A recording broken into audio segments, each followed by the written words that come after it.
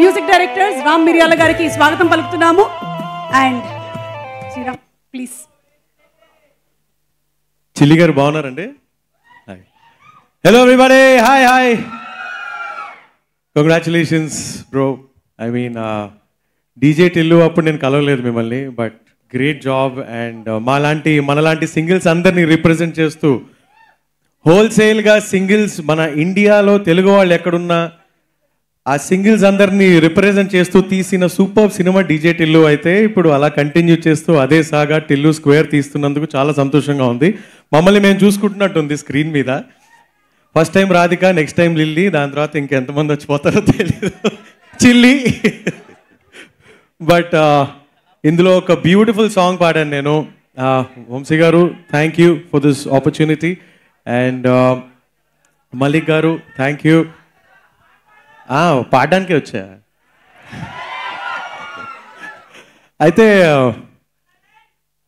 రెడీయా?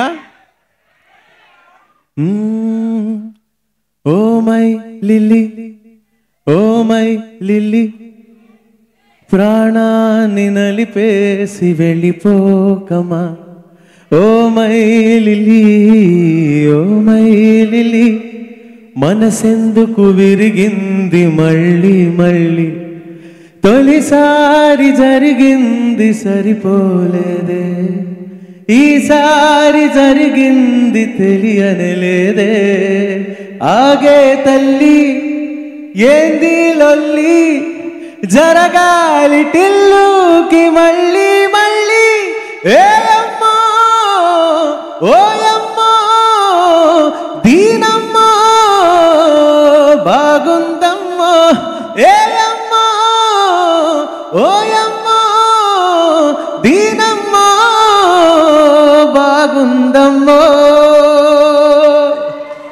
Wow, super amazing. Thank you.